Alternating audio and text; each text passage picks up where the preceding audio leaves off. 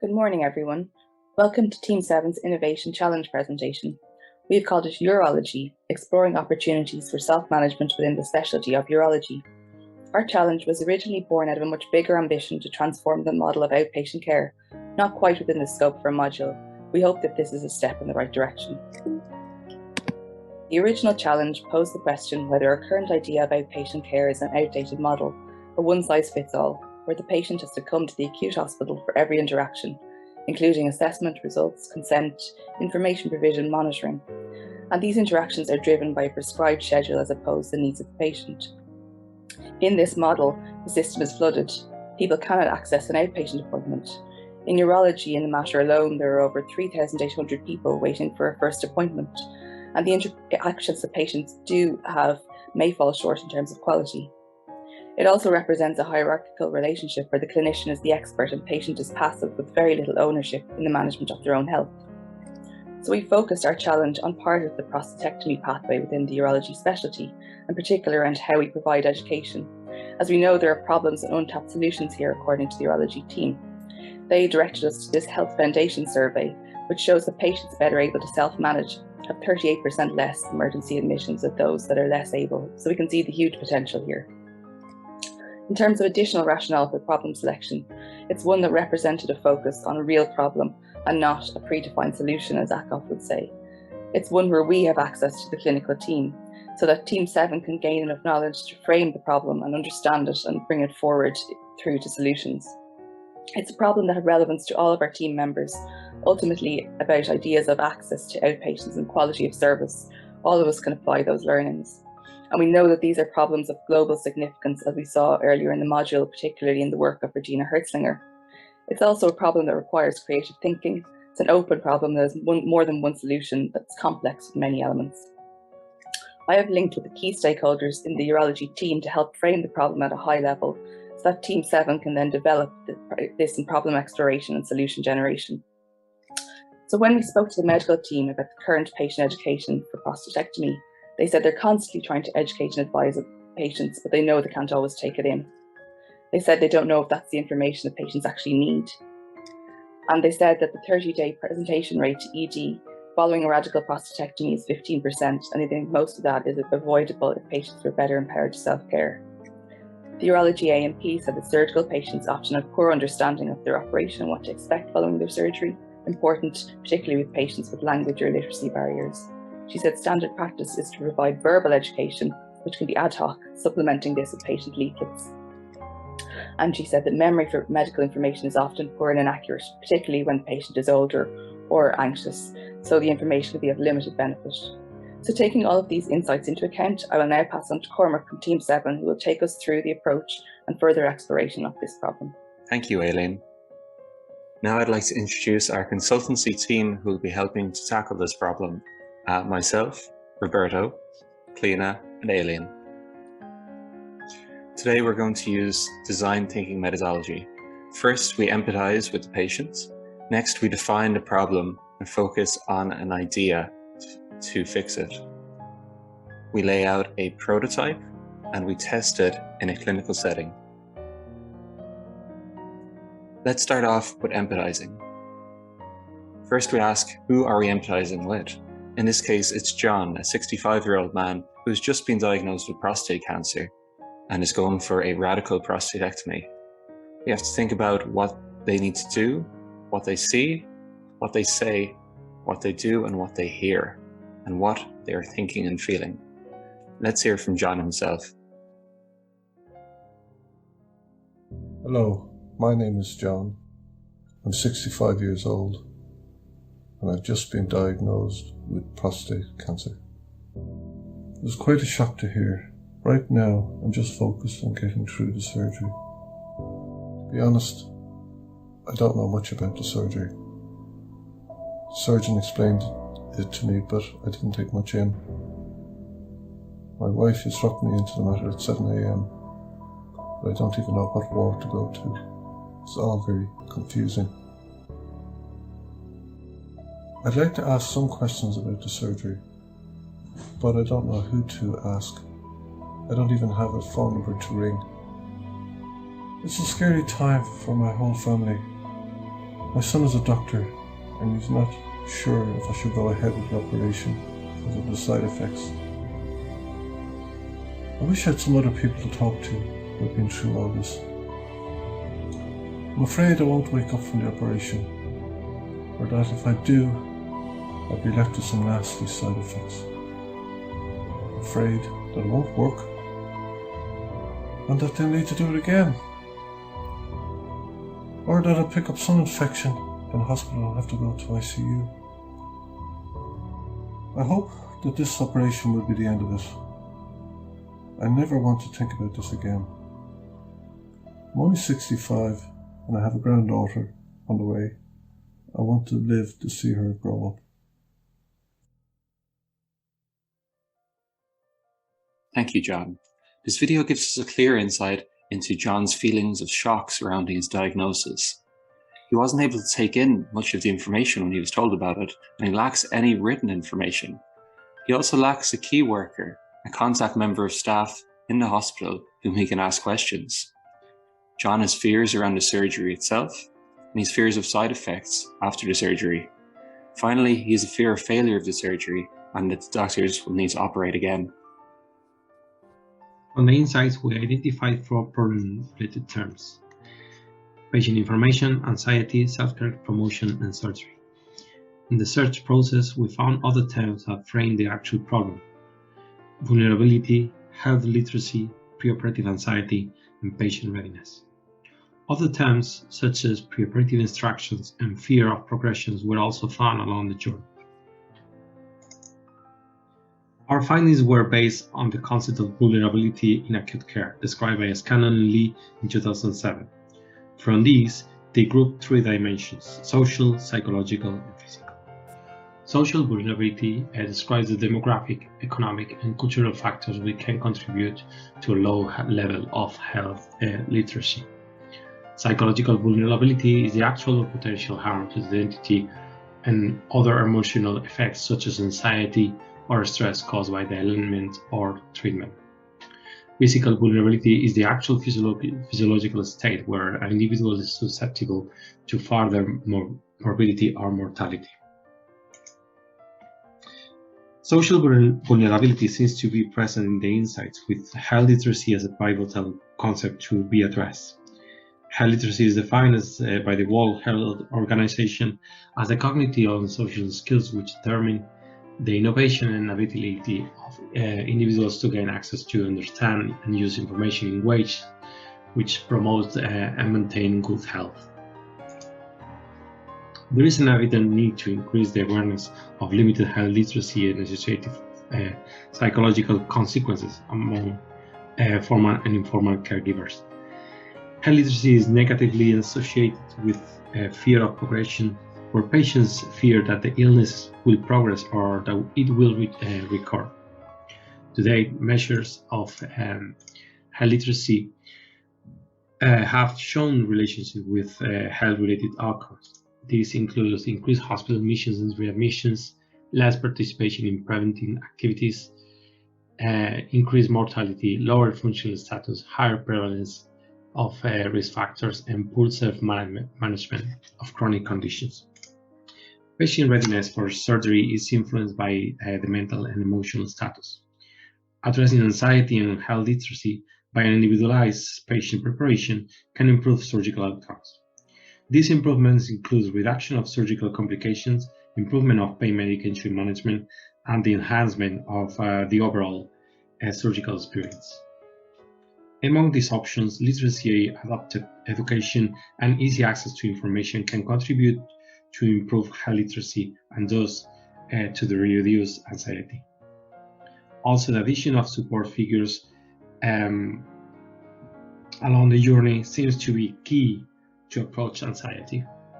To help us generate ideas and explore solutions to our challenge, we adopted the Disney strategy.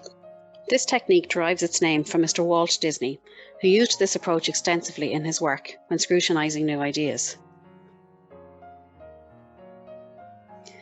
It is said that a Disney animator once remarked, "There were actually 3 different Walts: the dreamer, the realist, and the spoiler. You never knew which one was coming into your meeting." This technique requires you to move away from familiar ways of thinking and consciously adopt 3 different perspectives or modes of thinking to gain new insights and understanding. The 3 different modes of thinking are the dreamer, the realist, and the critic. The dreamer. Similar to the H3 visionary of the 3 Horizons framework, the dreamer imagines the best possible outcome, free of boundaries, limitations, or constraints. The dreamer has a subjective and empathetic orientation, and therefore you will see how the perspectives of the dreamer are closely linked to John's experience and our empathy map insights. The realist, as the name suggests, is a more pragmatic and realistic perspective. Similar to the H2 innovator of the 3 Horizons framework, the realist is task-oriented, aiming to develop a plan to realise the dreamer's vision, but in a more practical and feasible manner. The realist considers practical implications and gathers information and evidence. This can be seen in the link between the literature review insights and the perspective of the realist. The critic.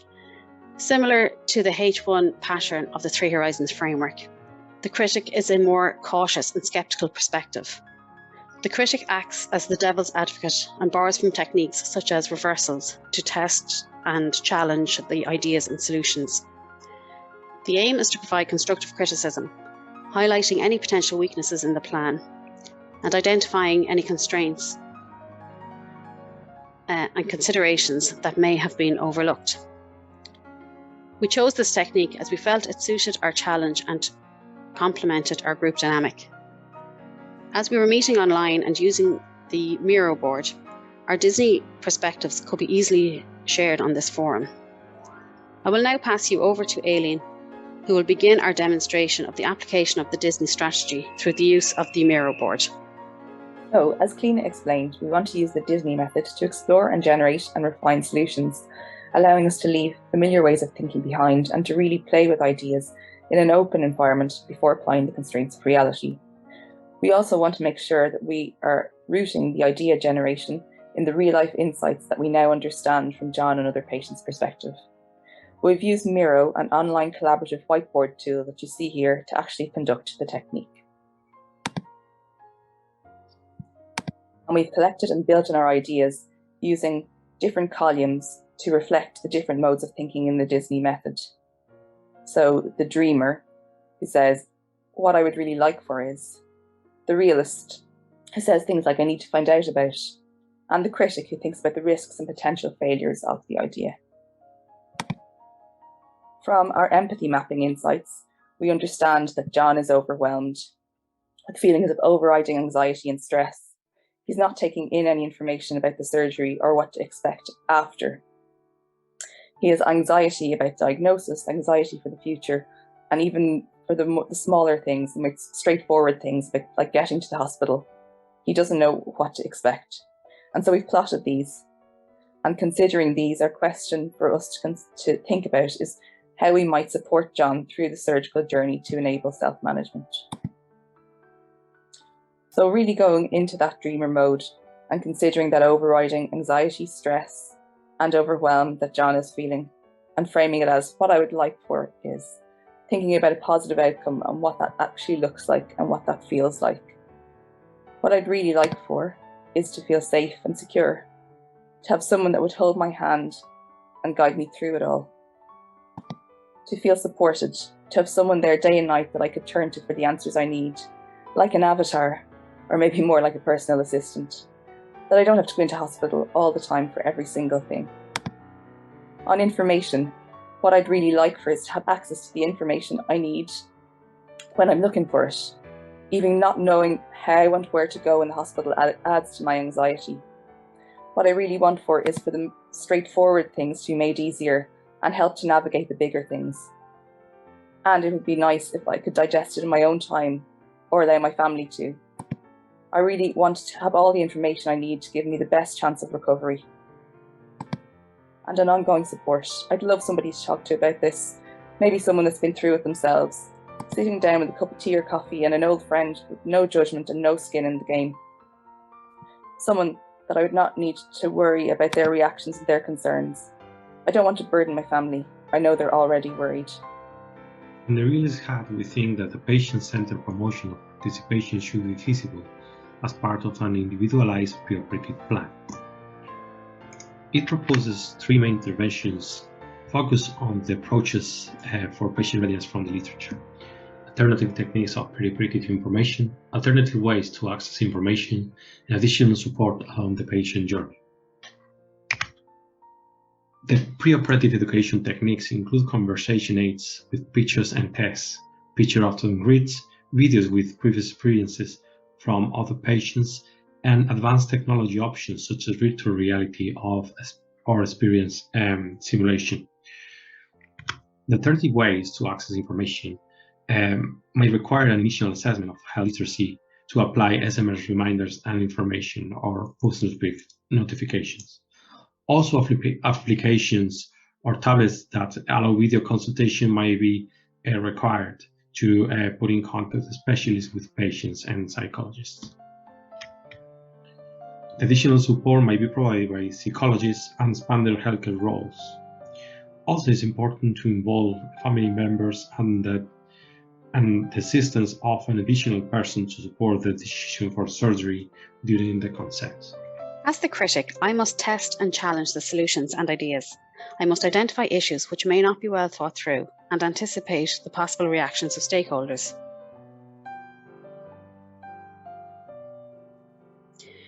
In response to the dreamer, you say you would like someone you could turn to for answers day and night. Unfortunately, it is not feasible to have access to real person support 24/7.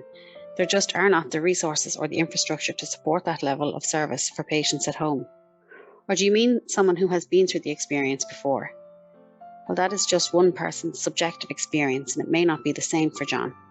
Also, there is a risk of misinformation, as this person has no medical expertise.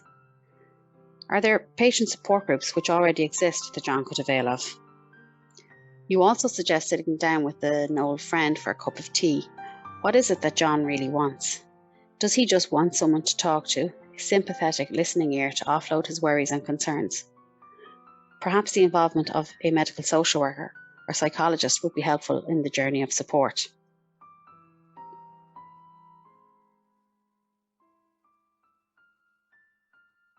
In relation to technology, when you consider the age demographic of prostatectomy patients, the mean age is 66 years. In 2020, Age Action Ireland established that over 50% of Irish people aged between 65 and 74 have never used the internet, and 30% of households in Ireland have no internet access. So technology literacy is also an issue here.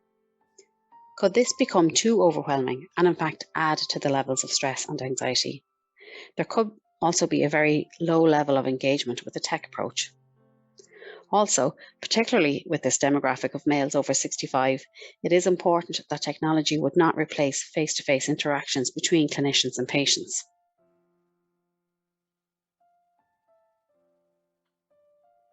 Finally, we must consider the other stakeholders. Would the consultants be agreeable to this? Who discerns what information is pertinent, and at what stage in the process are these resources made available to patients? Could John and others be bombarded with too much information and be discouraged from undergoing their surgeries? We have already discussed technological and social implications, but what about legal and ethical implications? What role do family members have? Are his family willing to get involved? Perhaps John is worried about how his family are coping and does not want to burden them. Thank you, Cliona. Let's talk about solution concepts. Firstly, we are moving away from a system of healthcare professional-led delivery to a supported self-management, where patients take ownership and control over their own health. Each patient has a key worker, such as a urology CNS, who they can talk to with issues and questions that they may have before and after the surgery.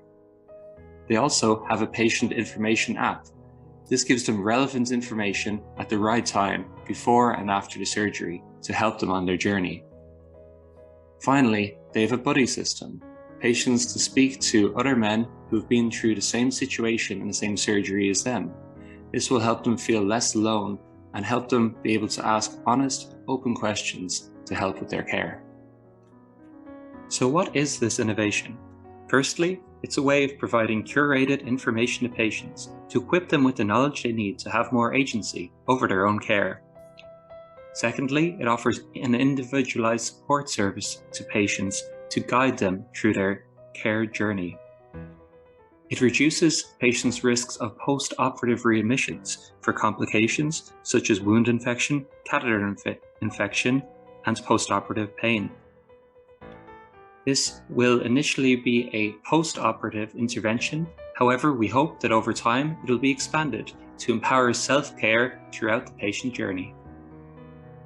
Reflecting on our experience of the Disney strategy, it was a very effective tool which allowed us to experiment and play with new ideas. It enabled us to shift our familiar ways of thinking to gain a much broader view and a deeper understanding of the intricacies of our challenge and imagine greater possibilities. It also helped us to generate some practical and feasible solution concepts. We all agreed we would be happy to adopt this strategy in our organisations, but also concurred it is best applied in a specific context or innovation, as opposed to a broader, more general issue. While the application of the technique, combined with the use of the Miro board, allowed us as a team to engage and collaborate over Zoom, it would have been nicer to conduct it in person to facilitate a more back and forth flow of the perspectives. Finally, in using the strategy again and being more familiar with it, we would each try on the different hats or perspectives to make it an even richer experience. And that concludes our presentation today. Thank you for listening. Our references are listed below. Thank you for listening.